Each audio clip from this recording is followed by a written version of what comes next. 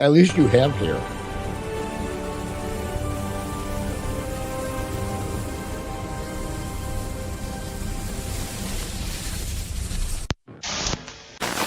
Seven p.m. The screens aglow. World of weird news, watch it grow. Del and Wolfman, Mayor 2, got a crazy tale or two. The beautiful Del with a graceful smile, queuing up the clips, going the extra mile. The howling Wolfman with the laugh so deep, secrets of a strange you just can't keep. Honorable Mayor, spectacles askew, scratching his head at the things they view.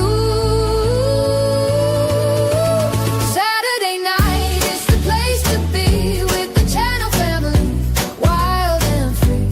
Funny videos, stories untold, more precious than silver, more precious than gold. Chatting and laughing, joyous sound, best time together all around. From cryptids to conspiracies, they explore it all. No topic too strange to stand up tall. Debates and discussions, a lively exchange, rearranging the ordinary, making it strange. Three friends united, a bond so strong, where every weird moment feels perfectly long. Saturday night, it's the place to be with the channel family, wild and free. Funny videos, stories untold, more precious than silver, more precious than gold. Chatting and laughing, the joyous sound, best time together all around. Through the comments and likes, the community grows, sharing the wonders as everyone knows. A digital campfire, warm and bright, every Saturday a brand new light. Saturday night is the place to be with the channel family, wild and free. Funny videos, stories untold, more precious than silver, more precious than gold. Chatting and laughing, the joyous sound, best time together all around. 7 p.m. the screens aglow. World of weird news, watch it grow. Del and Wolfman, Mayor 2, until next Saturday, me and you.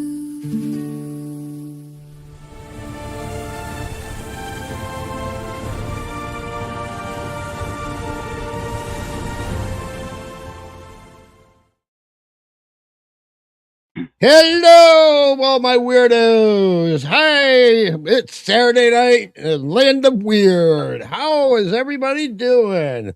I'm here with the beautiful Del. Hey, guys. And we got a bunch of people coming in there. I see Bob, and I see Billy, and Vicky, and Bigfoot. Hey, Bigfoot. Let's see here. Vicky and Nabel. And Billy Buzzford, you rock, dude. Bunch of others. Well, we're all here to have fun. I hope you like our new intro. I did the music, and Wolfman did the video part of it, and got it all together, and I think it came out awesome. Oh yeah, Chuck. Hey, Chuck. Wolfman can't be here tonight. He has a date with his daughter to go see some concert in Detroit. So it's Del and I. You got 2/3 of a sandwich. We all are stuck with that. Yeah. Seems like you're always stuck with me. I'm kind of like herpes. You just can't get rid of me. Billy, I'll be doing the same thing here in a little bit. Saturday night, I'm high. Yeah, lucky you. Well, I hope everybody's week's been good and Del didn't get blown away from the tornadoes yesterday. Nope, it was close, but I tell you what was fun is when this was coming through, we're over on Wolfman's channel where he was live streaming because they got hit with tornadoes up in Michigan too. Yep. Last I heard, 4 people were killed, a bunch of houses flattened, and then there's a lot down there in Oklahoma. Yeah, we had 4 dead Thursday night and last night. Oh, geez. Yeah, one was a mother and daughter. Mother was driving her 13-year-old daughter, and they were trying to rush home, and it was dark, and the mom was on the phone with her kids saying get in shelter because she has like 8 kids or something like that. And then phone went dead because the tornado had swept them off the road and killed the mom and daughter.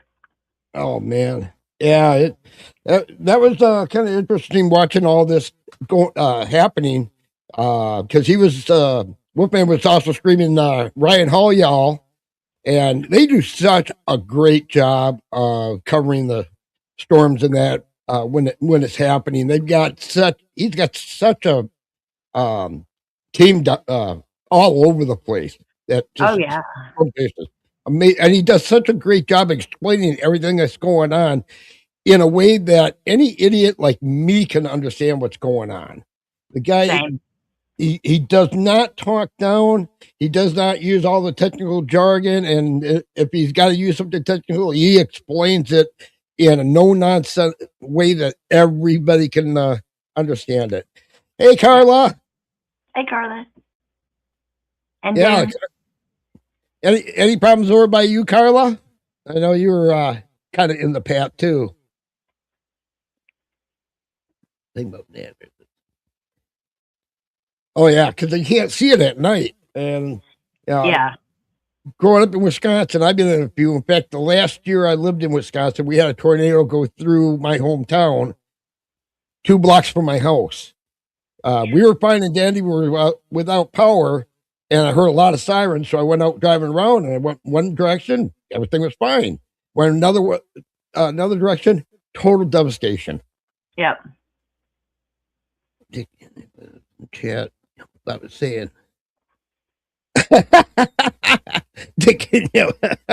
No, I didn't see that, Lisa. I didn't see that either. Now, I did have to laugh last night watching y'all bought, or not y'all bought, somebody had said something about, I don't have a garage.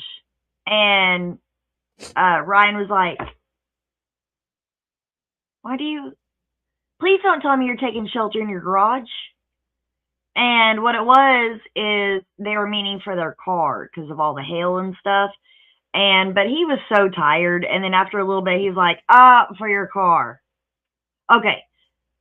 I understand that's terrible if you don't. He's like, but don't take shelter in your garage. That's not a place to take shelter. Like, yeah. No. Mabel, you need to watch Ryan Hall, y'all. He is fantastic to watch. Yes. They do such a great job of covering storms, whether it's tornadoes, thunderstorms, or even snowstorms. They do such an awesome job. Yeah. I kept calling him Tyler Hall, and I was thinking, why am I calling him Tyler? And then I realized I remembered because there was a guy that I used to go to church with when I was in high school, and his name was Tyler Hall. And so that's what was causing my brain to just, I kept calling Tyler Hall. And that's when Creed yesterday was like, I've never seen Tyler Hall, but I've seen Ryan Hall. And I'm like, yeah, that's my mess up. I remember the clothing store, Robert Hall. See, I don't. That was way before your time. I think they went out of business probably about shortly before you were born. But it was a clothing store chain called Robert Hall. Get Robert Hall suits. They were very nice suits at a very good price. Well, we're on part number 3 of the Dahmer trial. This is the testimony of Tracy Edwards, which was the victim of Jeffrey Dahmer that escaped. We also have a different feed that I'm getting this from. It's Valhammer Media. It's got enhanced audio, so it's real easy to hear. All the background noise is gone. They did a great job of remastering the audio on it. So we're going to be watching that. This is actually a shorter one. And unfortunately, I can only find the first part. I can't find the cross-examination, but I'll keep looking for that for next year. Oh, Monty Hall, yeah. Let's make a deal. So we're going to get going here.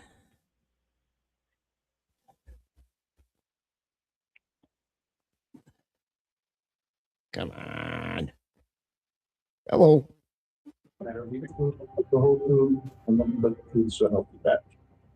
Please be seated.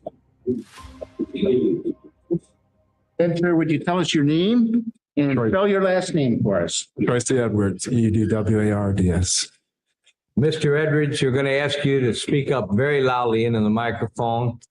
I would like to know in what state do you reside at the present time? Louisiana, And how old are you, sir? 32. 32, and you are single? Yes, And you were in Milwaukee, Wisconsin on July the 22nd, 1991? yes, And at or about that time, on that late afternoon, did you have occasion to see a person that you knew at that time or subsequently learned was a fellow by the name of Jeffrey Dahmer? yes, And you know that Mr. Dahmer you're speaking about is a defendant in this case, to my right, correct? yes. And that made a record I show the identification. Sir, would you indicate where Mr. Dahmer is seated in the courtroom? It's over there. Right in the middle between my two associates? Yeah, Is that right? that's right. Okay. The record should reflect the defendant's been identified. Now, Mr. Edwards, you and I met. That's right. He's being examined by the defense attorney right now, and I'm going to try to find the cross-examination by prosecution attorney, which is about a half hour or so long too. I haven't been able to find it on either of the channels that have all of the trial on it, but I will look for that. For the first time last evening, Yes, and you came up from Louisiana at my request with your attorney, right. That's Mr. correct. Syed, S-Y-E-D, Salet, S-A-L-E-T. That's correct. And you came up here to testify to the events, as you recall them, that occurred on the late afternoon, early evening, early morning hours of July the 22nd. Well, the whole reason behind the cross-examination, this is a trial to figure out whether he was innocent by reasons of sanity or mental defect. And the defense attorneys are trying to make it look like that he was nuts, which technically he was, but he wasn't in, he was very cognizant of what he was doing. And that's all part of the cross-examination. It was actually a pretty important part, and it really explained a lot more that Jeffrey knew what he was doing. Hey, Beverly. In the morning of July Hi, the Beverly. 23rd, 1991. That's correct. So that you know, Mr. Edwards, your name is known to the jury because there has been testimony concerning what happened to you and at the apartment of Mr. Dahmer. You understand? Okay. Okay. Where did you know Mr. Dahmer by name prior to that date? I've seen him a couple of times before then. I didn't know his name personally. All right. Did you ever talk to him before that date? I was speaking to him, saying hello as he passed by. Yeah. Just casual, friendly Casual, yeah, hellos. hellos, yeah. Where was it that you saw him in the late afternoon, early morning hours of July the 22nd? Grand Avenue Mall, And that was in Milwaukee, correct. downtown on Wisconsin Avenue. Wisconsin, correct. Were you with somebody or were you alone? A couple of her friends, yeah. Okay, so the record is absolutely clear. You are not a homosexual, are you? No, not at all. Okay. So you were with a couple of your buddies, were you? That's correct. I think that's actually kind kind of important there. It has to be he was homosexual. He was not homosexual. So Jeffrey wasn't going just for one thing. He was looking for a specific type of person, as not necessarily the person's sexual orientation. Right. And what were you doing? We was drinking beer, just talking, hanging out, About 6 o'clock at night, was it? Yeah, about 6:15, whatever. Did you have occasion then to see Mr. Dahmer? Yeah, he approached us eventually and started talking to us. Yeah. Were you 3 black males? Yeah, one white, 2 black male. So you're friends. Yeah, my best friend was white. Yeah. When he came up and started talking to you, what is it that Mr. Dahmer said to you? He said he was just in the city from Chicago. He was taking care of You know? his sick grandmother, I believe, in West Allis. Yeah. And did he have any further conversation with you and your friends? Yeah, he was just talking. He said he was a professional photographer. He usually pays people for pictures and stuff like that if anybody was interested in making money at that time. To have to pose for pictures? Yeah. Did he describe the kind of pictures that you were going to be posing for if you chose to take him up on the offer? He said nude. Nude. Right. Now, after he said that to you, what did you and your friends do? They were just talking, discussing it, seeing what was going on. Yeah. And what did you end up doing? Did you remain at Grand Avenue or did you go somewhere else? We proceeded from there. He said he was going to buy all his guys beer, rum, and Coke, watch videos or something like that. Rum and Coke, did you say? Yeah, we went to the liquor store on Wisconsin Avenue, 7th and Wisconsin Avenue. So you walked from Grand Avenue down to 7th and Wisconsin? Yeah, up, so to speak. Yeah, At that between time- 5th and 6th, 7th, something like that. I'm not really sure. The general area of 6th or Right. 7th in Wisconsin. Was it going to be the 3 of you and Mr. Dahmer were going to stay together, or was it agreed upon that one or others of you were going to go with Mr. Dahmer? Or was there no agreement? They were going to meet up with us eventually later on that evening. Meet up with who? Jeffrey at his apartment, but he gave them the wrong address at that time. Okay, so did you, the 3 of you and your 2 friends and Mr. Dahmer, walk down to a liquor store, and what happened when you got to the liquor store? I saw my brother. We started talking. At this time, Jeff was talking to my other friends. So you say you saw your brother. He wasn't one of the 3 that you were with? No, then? no. You saw him on the street? Yeah. he approached Okay, so you had conversation. Right. Okay, did anyone go into a liquor store and buy anything? Mr. Dahmer brought liquor. Yeah. So he went and into a beer. liquor store? Right. And when he came out, who was still there? Okay. When he came out, we were all still there. And then what? Bob, Psycho Killer by Talking Heads was actually 1977. So that was actually at the same time that Jeffrey killed his first person. Interesting. And this is Nova. Hi, Nova. She's part Shih Tzu, part Yorkie, and part Maltese. It's my uncle had gave her to me back for my birthday in July. He looks so much like Floyd, except smaller. Yeah. No. What happened? Tell us what happened then. Okay. He was talking to them. Then we're going to go up the street. I was going to go home and change and everything at this time. So we proceeded. We caught a cab at the bus station, Okay. Yeah. Now, what was your plan as you were in front of that liquor store after Mr. Dahmer came out with the liquor and you had been talking to your brother? What was your plan? What were you going to do? You say you were going to go home and change clothes? Yeah, and eventually I was going to go over there, and maybe check out what he was talking about making the money at that time. So your interest was in making some money. Right. Did he tell you how much you would be paid if you did pose for him? He said $100 for. You had no idea, did you, that this was for any homosexual? No, he didn't come across like that, and he didn't even act like it at that time. Okay. So now your friends are still there, and you're going to go home and you order a. Thank you, Carla. Go get some rest. Feel better. So we know you're here in spirit. cab for the over at the bus depot. What happens? Tell us what happens. Okay. And then me and Dahmer, my friends say they're going to go and change and call up the girls, and we'll meet up later on, you know.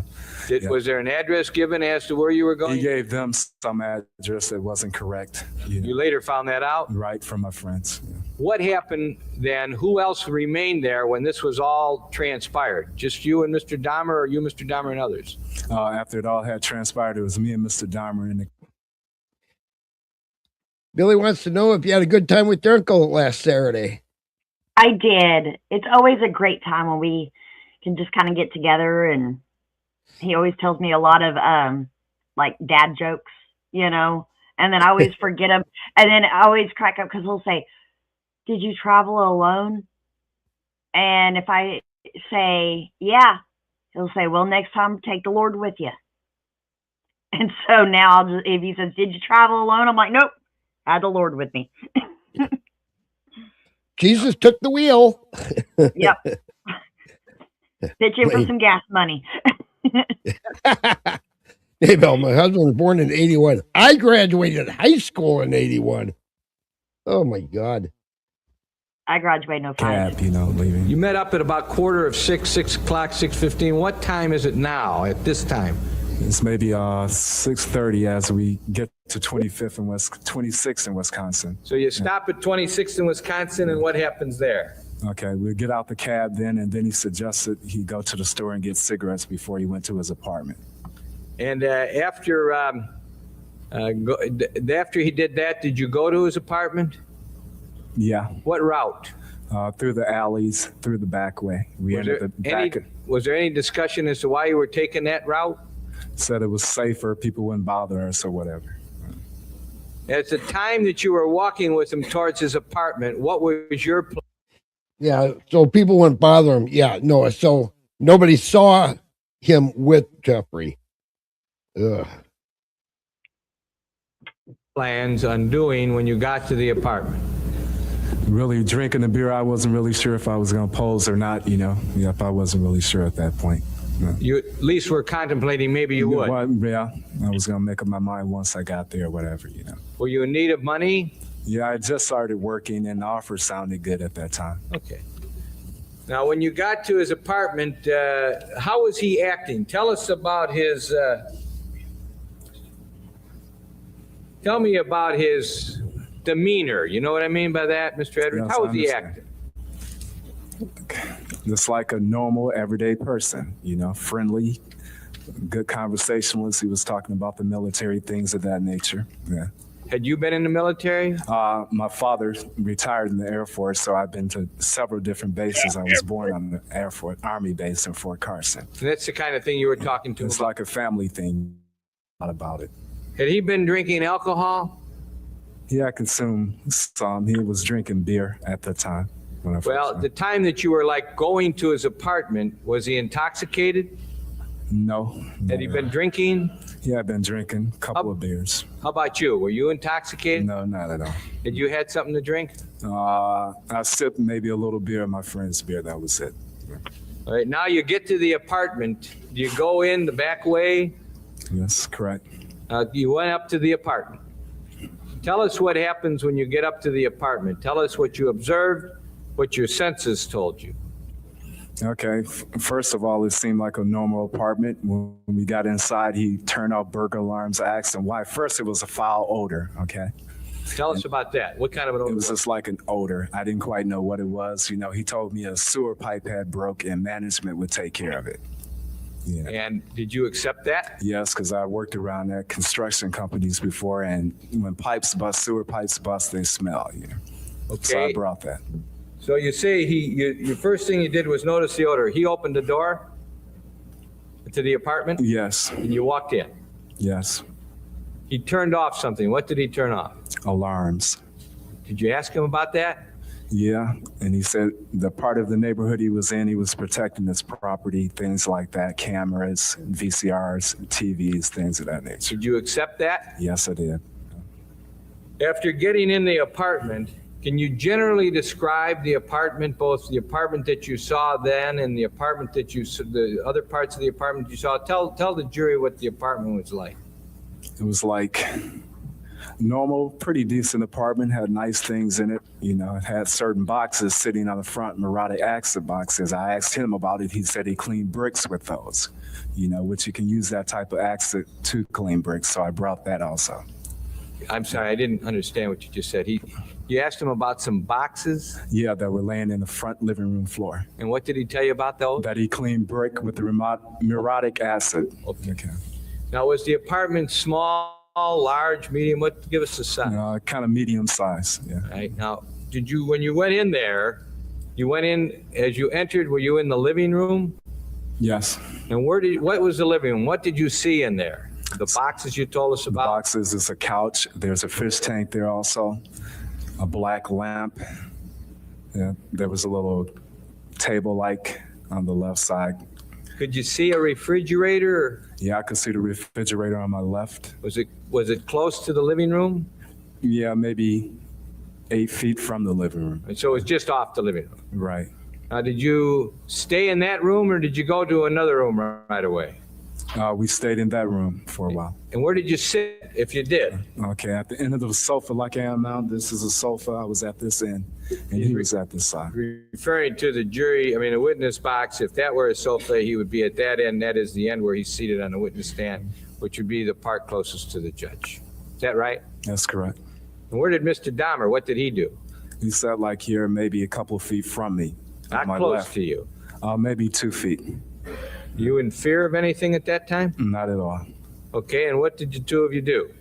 Okay, he said we were still talking, chatting, you know. He asked me, was I interested in doing the photography? You know, I told him I was still contemplating, so therefore he offered me a beer and a rum and Coke mixture at that point. Now, you're fully clothed, Yes, okay, and you're sitting on a couch, right. and he talks to you about this posing, you weren't sure you're going to do it. Right. How much had you been offered to do the posing? $100. Okay, and when he brings you the beer, he brings you rum and Coke? Yeah, he bring that. Yeah, he brings the beer first, and then he brings the rum and Coke. How big of a glass? Maybe that big. Yeah. About 4 inches high? About 4 inches. Yeah, 3.5, something like that. Did you ever 4 taste inches it? is fine. Yeah, I took a few sips. Was it strong? What was that, Del? When he said it's about 4 inches, I was like, 4 inches is fine. It's fine. Yeah, we need some sound effects. Strong, weak, medium, or just about right? I'm not a big liquor drinker, so it didn't taste that good to me. I don't. Didn't taste good to you. You don't know if it was strong or not. It's strong or not, no, because I'm.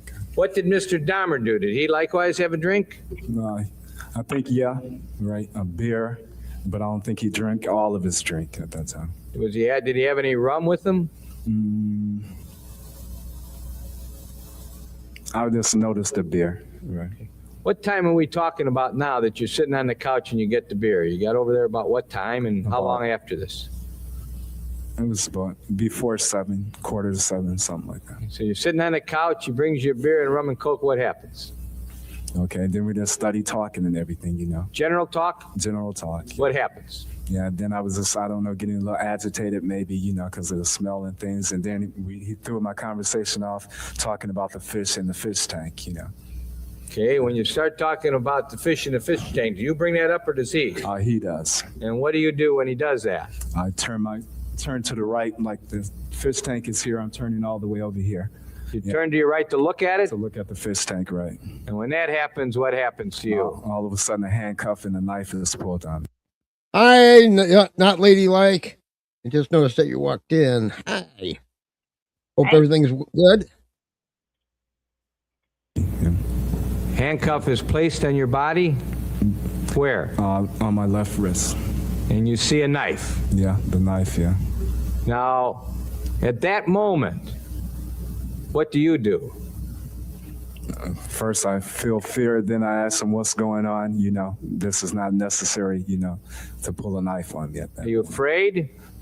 Yes, Do you have any reason to know why he did that? none whatsoever. Did you have any idea at that time it was going to happen? No. Tell me about his demeanor at that time when you looked and realized he had a knife and you in a cuff. What was, you were only cuffed on one wrist. One wrist, yeah. What was happening to the other part of the handcuff? Okay, he had it in his hand, He was holding it. holding that in the wrist, yeah. Where was the knife? In the other hand? The knife was like he had here. The knife was in his hand. He had it on me like this. Let the record reflect he was holding the knife in his right hand as he showed it, holding the cuff in his left hand. Is that right? Right. And your left hand is cuffed. Yeah, right. Where do you have the knife? What kind of a knife was it? It was like a military knife, a machete of some type. Yep. He had it lowered right up under my rib cage, you know. Like So in he the had back, somewhere in the back here. You had it pointed at your ribcage. Yeah. Did you feel it? Touch Yeah, it? he had it on me. He had it against my body. What happened? What was going through your mind the moment that happened when you realized you had a knife at your side and a handcuff on your hand? What did you think? I think like, you know, what's going on, you know? This guy is so nice and all of a sudden, you know, it's like he's pulling knives and handcuffs and all on me, you know? What'd you do? What'd you say to him? I asked him what the problem was, you know, that it's not necessary to do this, you know? What'd he say? He told me at that point if I wouldn't do what he said, he would kill me, yeah? Now, tell us about his demeanor at the time that you look at him and you say, what's going on? You don't have to do this. What happens to Mr. Dahmer? What's he like? It's like not the same person that we met at Grand Avenue Mall. How does he different? His face structure seemed different, you know, his body structure is like it wasn't him anymore, you know? It's like it was a totally different guy there.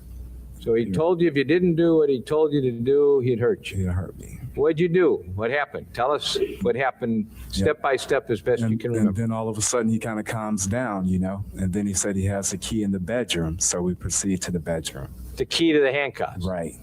So you believed he was going to take them off? Yeah, at that point I had to go along with this guy, you know? And then if I had to find out, so I walked back there with him, he kind of guides me back there, you know? Guides you back with the cuff and the knife? Yeah, right. And you go into the bedroom. Right. What do you see in the bedroom? A big, about 50, 60 gallon drum barrel, whatever. Do you ever see a 50, 60 drum barrel in anybody's bedroom No. before? Not at all. Do you have any idea? Did you ask him what it was? No, at that point I asked no questions at that time. You know? Was there a bed in that room? Yes. How was the bed? Was it made, unmade? It was unmade. What did you see on the bed, if anything? Something like a stain or whatever, yeah, on the bed. What an awesome smile on Baby Bell. I just want to snuggle Baby Bell. I miss when mine were so sweet and snuggly, and now they just stink, and yeah. Yes, Yeah, Dahmer was a sick mofo. yeah, I was just going to comment on it. He didn't even make his bed. What?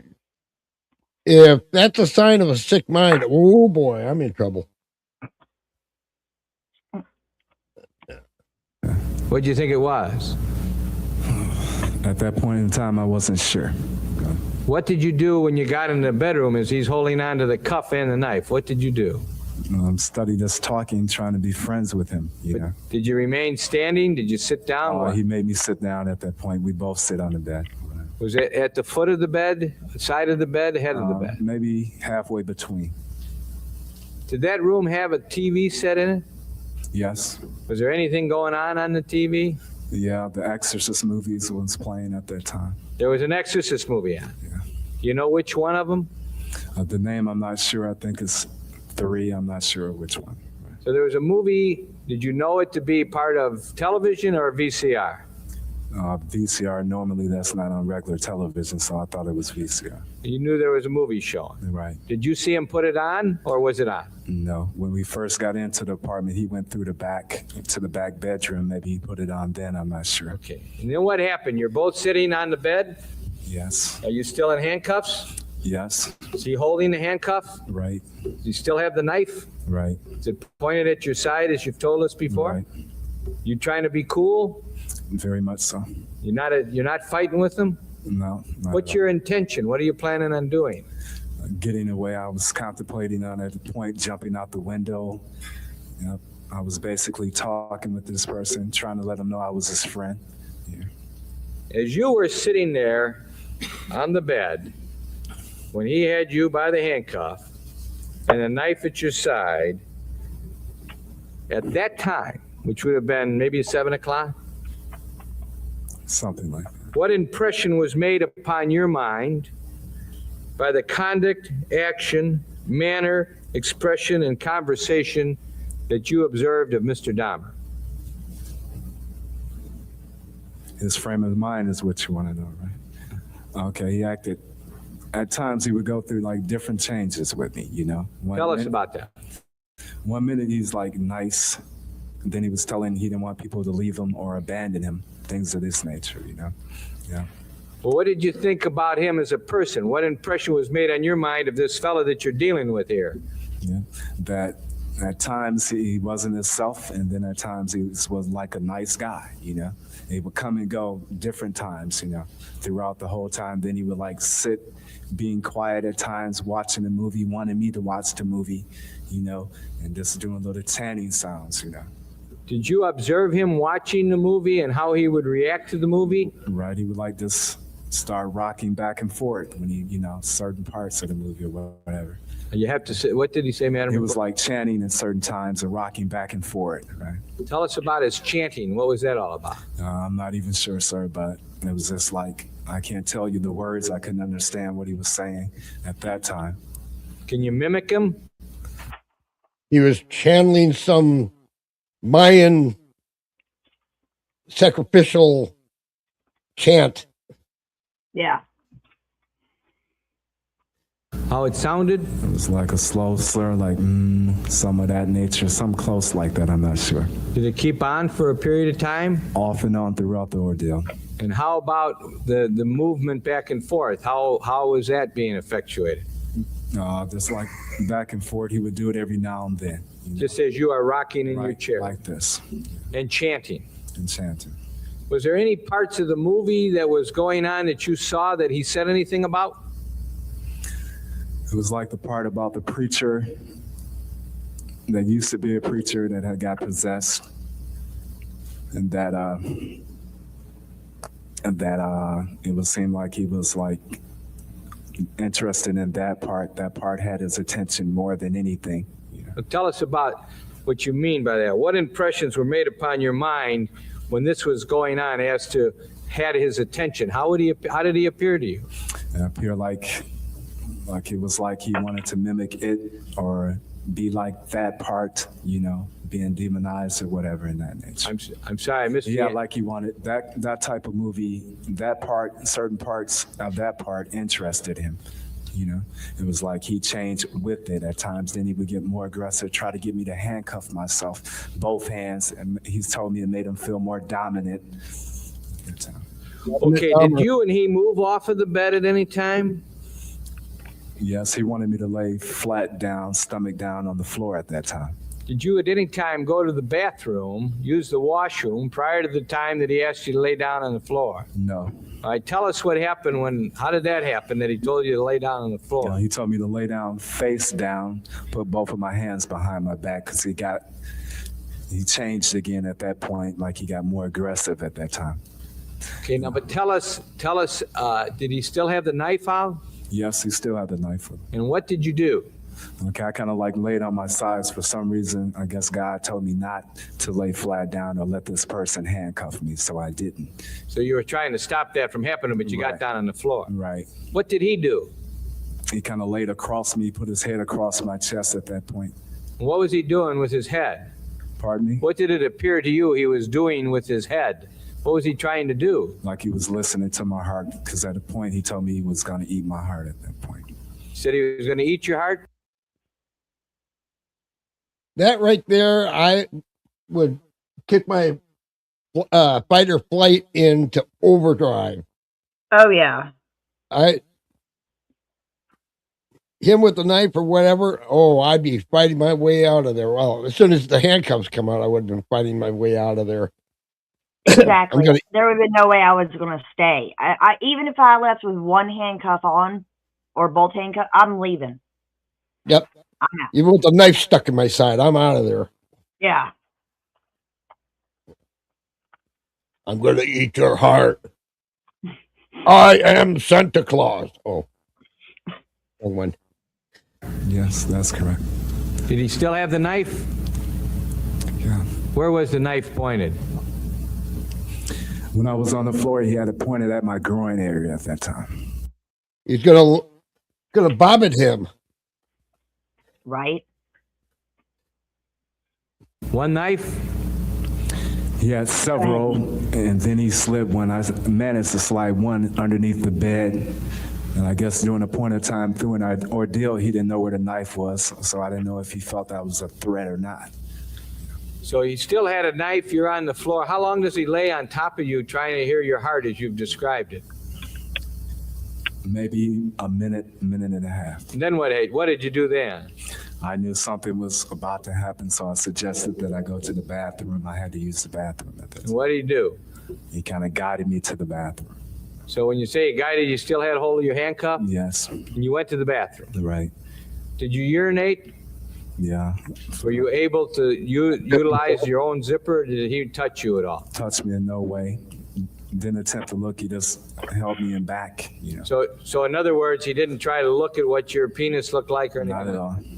So after urinating, did you think that you were going to be the victim of, did he ask to engage in any homosexual acts with you? None whatsoever. Okay, so now you leave the bathroom and what happens?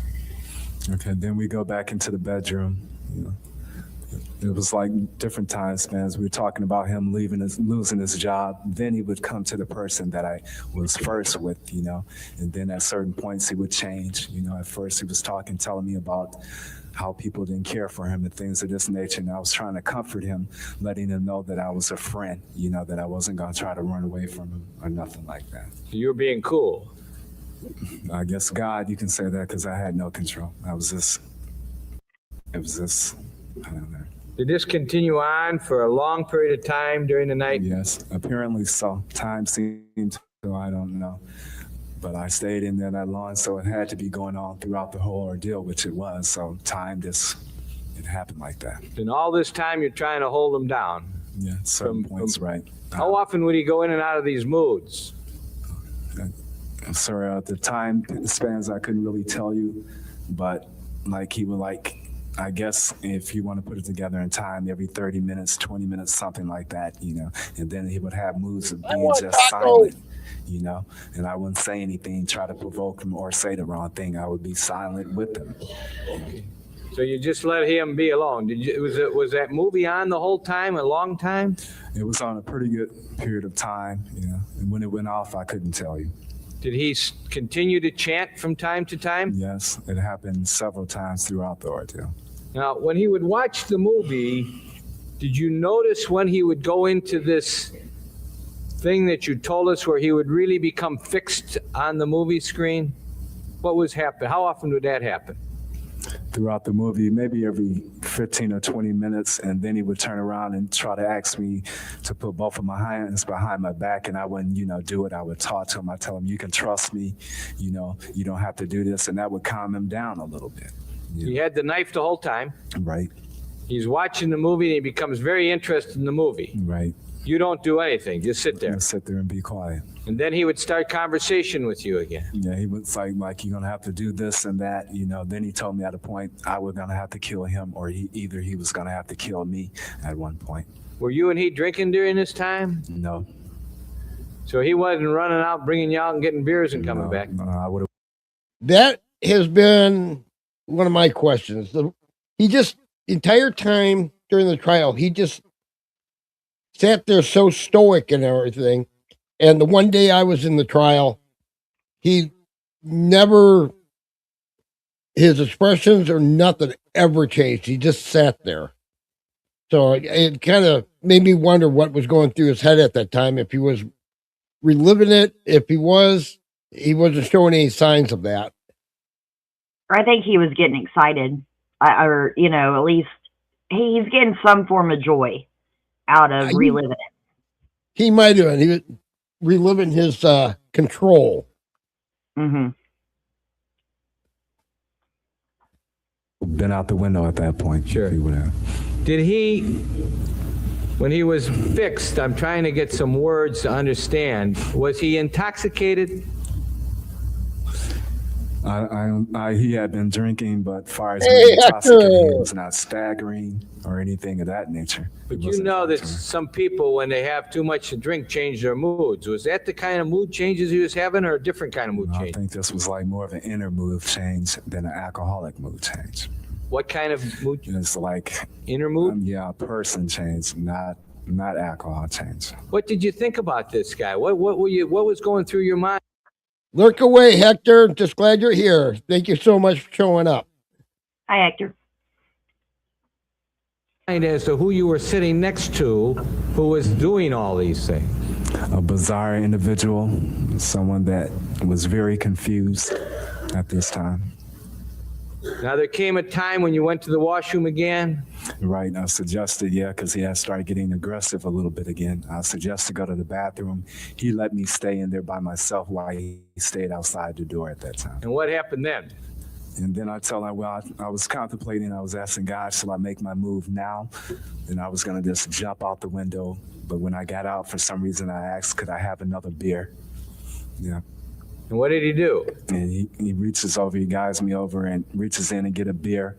He still No, got they you on the did not, cuff. Billy. Yeah, and then he tells me, I told him I want to sit in the front because it's an air conditioning. And I was just going to try to jump out the window or go for the door or whatever. And because the back bedroom didn't have air conditioner, only in the front. So I suggested we sit on the couch. I had unbuttoned my shirt to try to make him feel more at ease. And then I just sat on the couch and he just started going out of himself again. Going out of himself? Yeah, he was like paying me no attention at that time. Like he wasn't there? Yeah, he started the chanting again, and it's like just sitting there, And then I just, for some reason, I said, well, I need to go to the bathroom again, and he didn't follow me at that point. So I reached up, I got up, and then I hit him, and I ran out. So you hit him.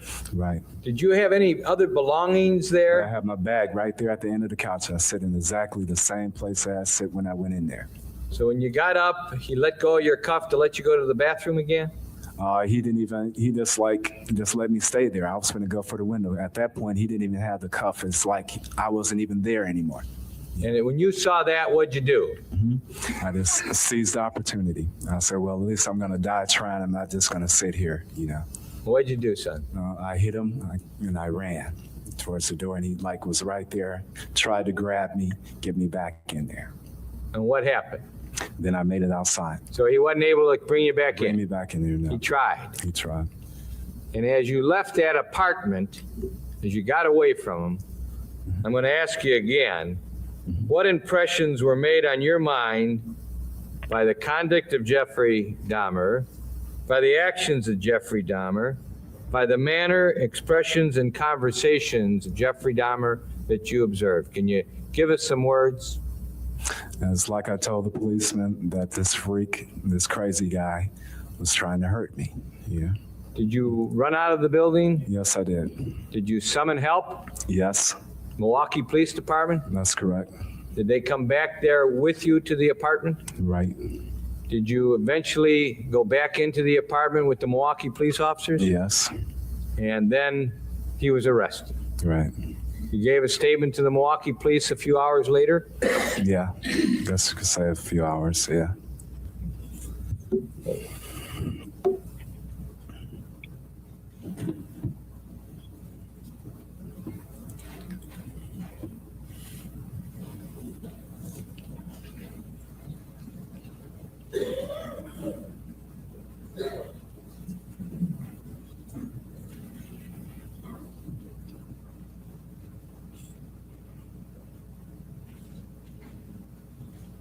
Mr. Edwards, through your lawyer, I had you come to Wisconsin to testify. That's correct. Other than your expenses, you're not being paid anything, No. correct? Is that true? That's true.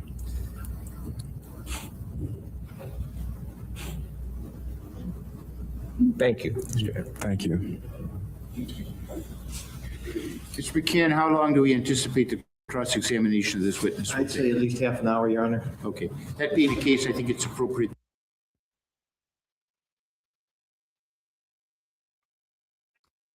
I am going to look around to try to find the cross-examination because that was quite eye-opening also. Got to give the guy, some, little slap on the back. Came up from Alabama there to testify in it. He gave a lot of detail, what was going on. Something like that, I would almost want to shut down. I'd almost want to shut down and forget it all. But he was up there, composed, and answered the questions clearly and gave great detail. Hey, Bill. Hey, Bill.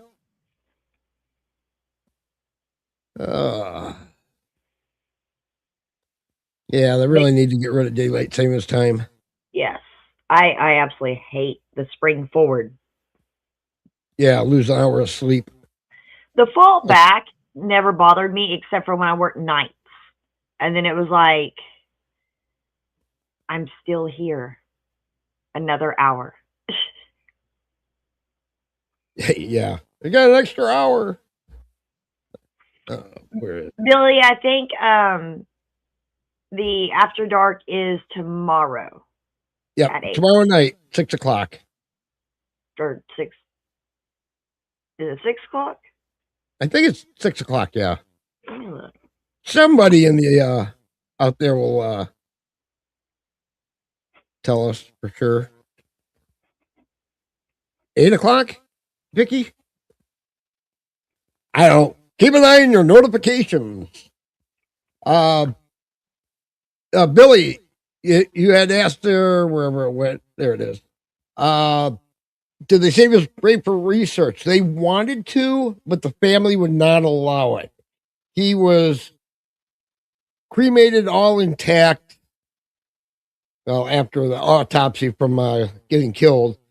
But yeah, he was cremated all intact and given to the family. And where the ashes went from after that, no idea. Everything that was in his apartment, they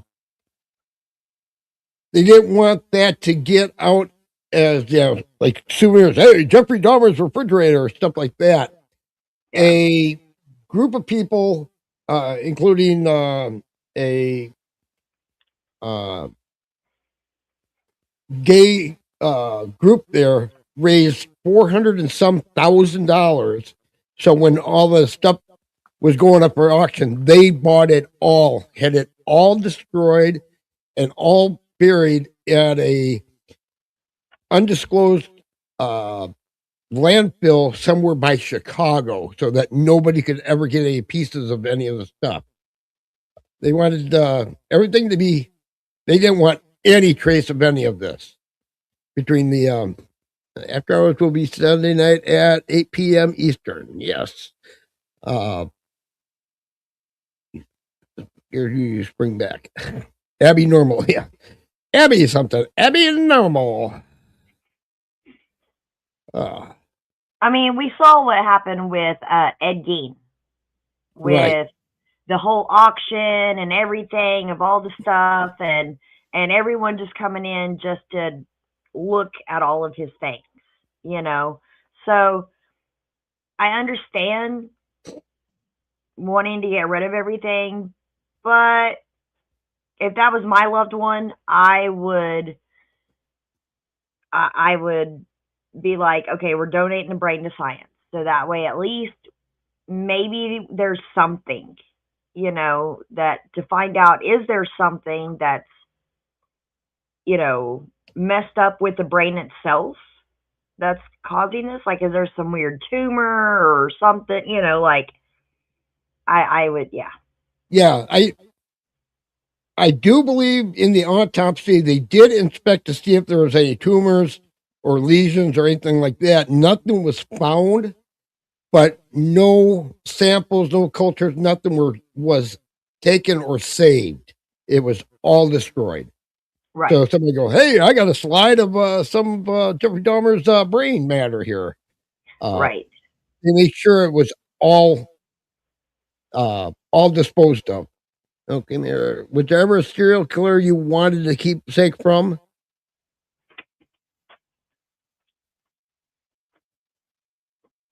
Mm, I don't think so.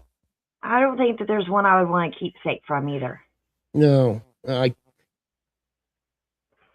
Most of the stuff is just, to me, any keepsakes or anything like that would be tainted in my mind. I wouldn't Yeah. want to have this stuff around. Yeah. I want to go to the Nutter Museum in Philly one of these days. That would be awesome. I would love to go see that. I've watched a lot of videos of that place. I saw one recently. Mike Rowe there. That was he had to go and dust a giant colon. But yeah, I want to go to the Nutter Museum. Nutter Museum was used in a horror film once, and I think it was the remake of House on Haunted Hill. Huh. It might have been that, and they used part of the Nutter Museum in it with some of the anatomical displays and all that. Interesting. I've seen enough weird stuff just going to Ripley's Believe It or Not museums. True. But if there was anything, I'm trying to think, if there's something that I would want from a serial killer,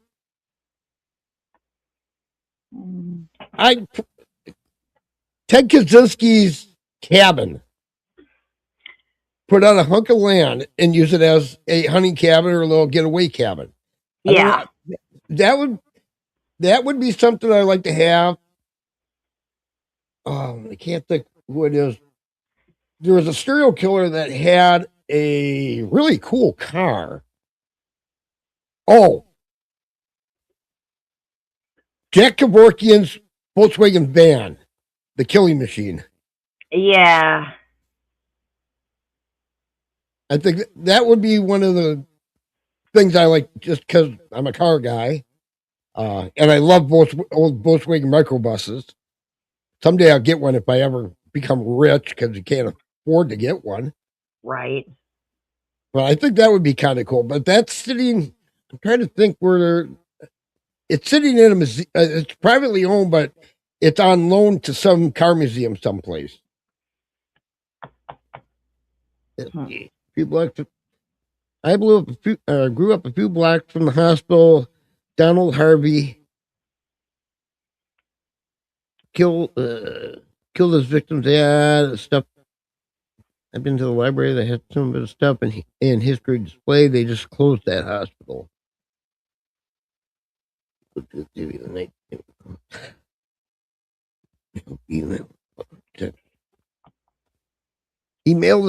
Yeah. Well, he mailed out quite a few mail bombs. That guy was extremely intelligent, but extremely whacked out. Yeah. Very much. We'll have to do something on Ted Kaczynski one of these times. His manifesto, I read a lot of it, and it's definitely rambling. But if you look at the overall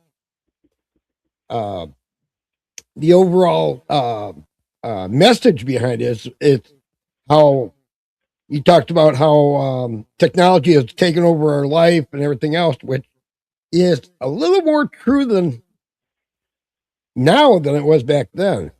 How we're controlled by technology. Yeah. Yeah, there's times I wish we didn't have as much technology. All the time. Kids sit around nowadays and watch, play video games and that. When I was a kid, we were never in the house. Sun comes up and we were kicked out, and we didn't come home until streetlights came on. Yep.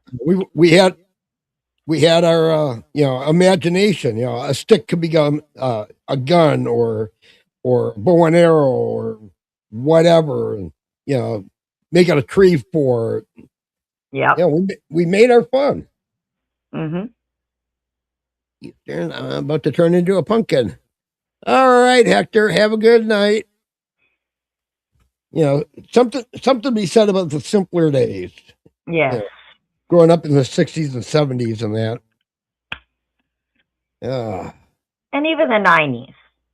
Even I didn't have technology like that. Like, no, I got didn't- my first computer, I think, in 94 or 95. Pardon me. 94 or 95. I got my first computer, Windows 3.1, dial up. oh, Yeah. yeah, that old dial up noise. Yep. Took a half an hour to download a picture of a boob. I mean, I don't know that from experience, but I could see that. Oh, yeah. It was so slow. Yeah. A fax machine was actually fast in comparison. But, you know, when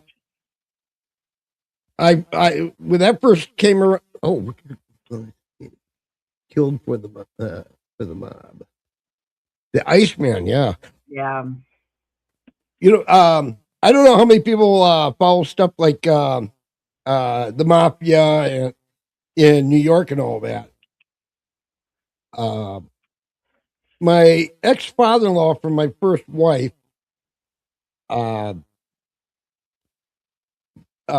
his uncle was oh my God, Big Paulie. Paul, he was killed in a barber shop. Oh, Big Paul Castellano was his uncle. And I always asked him, you know, how come you didn't go into the family business? He says, I didn't like suits that much.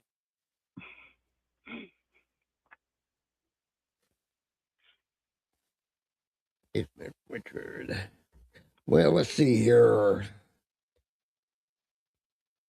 What did you think of the testimony from Tracy Edwards? I think it was kind of heartbreaking a little bit. I mean, you know, he's sitting there talking about like being, you know, handcuffed, and then he's like, oh, you know, he's want to eat his heart. And it's like, you know, to think about being in that situation and you're sitting there thinking, this guy really will kill me and eat me. Like that's just kind of heartbreaking, you know, because you could obviously tell just by the way he's talking, the look on his face and everything, that it's got to be very traumatizing for him. Exactly. And much less being questioned about it, you know, and answering these questions in front of the man. Yeah, you're sitting there going, oh, what did I do that this happened to me? But at the same time, you have to think, because I was able to get away, this stopped. It's because of him that Jeffrey was caught. But at the same time, if he didn't do something to fight him, he could have been victim number 18. Yeah. Yeah, exactly right. Not ladylike. He did a great job. Kept his composure and gave detail, but didn't over detail what was going on. He was just very concise and to the point, and didn't try to elaborate. Didn't need to elaborate. I think the less he said, the more impact it had. I think you're right. Yeah. I mean, because, you know, when they needed to elaborate, he would elaborate. But he was just straight to the point, didn't let the emotions get to him, you know, because, I mean, I'm going to say that if that was me sitting on the stand and the person who is, you know, wanted to kill me and eat me is sitting right there in front of me, it would be hard to keep your composure and not either want to run away or look down and just not even look at anybody, or just lose all control. Right. Yeah. And just being a civilian, you know, being able to do that and not lose it. Yeah. You got the crime scene techs, the police officers, the doctors, and all that. They're used to testifying and stuff like that. They're used to court stuff. Here's a guy maybe this was his first time he's ever been in a courtroom. but he kept it nice and concise that it got the point across without trying to elaborate too much on it. Yeah. And it was only a little over a half an hour long, but I think that half an hour said a lot. Oh, yeah. It could be a lot of what the other guys also went through too. A lot of the other victims went through. Yeah. But he was more or less being the voice for them also. Yeah. After 17 people, he's got his motive of operation planned out. So most likely what he was going through is what the previous people went through, the same thing. Yeah. Yeah. Because, I mean, he had it down to, I don't want to say a science, but he had it down how he, it's almost like with Gacy, with the whole like handcuffing them, like Gacy would, let me show you a trick, with these handcuffs. And Dahmer was the same way. He had it down. Let me take your picture. Let me, pay you some money. I'm just saying, back in that time, someone offers you $100 to take pictures. Anybody's going to be like, hey, I might go take pictures for $100. I mean, because back then that's a lot. I mean, even today, that's a lot of money to some people. I mean, to me, it's a lot of money. $100 in the early 80s, that was a lot of money. Yeah. And that's what I'm saying is, at the time that this was happening, I had a pretty decent job, and I think I was making, in a week, I was making maybe double that. Yeah. So $100, hey, it's like, hey, that's a half a week's work. Yeah. Yeah. I'm crazy. Yeah. But now, if anybody came in late, go back to the beginning so you can see our new intro that Wolfman. I did the music. Wolfman did the video of it, and we got it all together, and it come out awesome. We also have a little bit of an outro too. So I guess we're gonna let's see. Yeah, we're a little over an hour here, so I guess we're gonna be calling it a night. In about less than a half an hour, KCC will be on. So hopefully, I'll be probably eating, but I'm gonna try to pop into KCC's and see what's happening over there. But we're gonna call it quits for tonight. I'm gonna try to find the cross examination. If not, we're gonna be going into next week one of the detectives. So hang around for our new outro. See you next week. Any last words, Okie? Thank you guys for coming. Have a good week. Thank you. Thank you all. Remember to like, leave a comment. We're trying to build this up. Share it out. Try to get this channel going a little bit and have some fun. Get wear glasses. No, he did not wear glasses during the entire trial. And he may not have wanted to see anyone. Yeah. Or he really didn't need them so much. Maybe just to read. Yeah.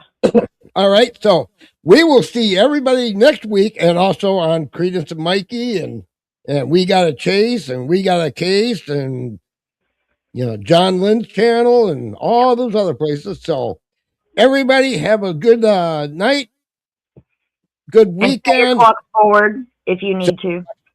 Set your clocks forward. Luckily, all my clocks automatically set. Because why? I'm lazy and I keep forgetting to do that stuff. So I went and took the idiot, made them idiot proof for me. Remember to stay weird, and we'll all see you next week. Bye, guys. 7 p.m. The screens aglow. World of weird news, watch it grow. Dell and Wolfman, Mayor 2. Until next Saturday, me and you.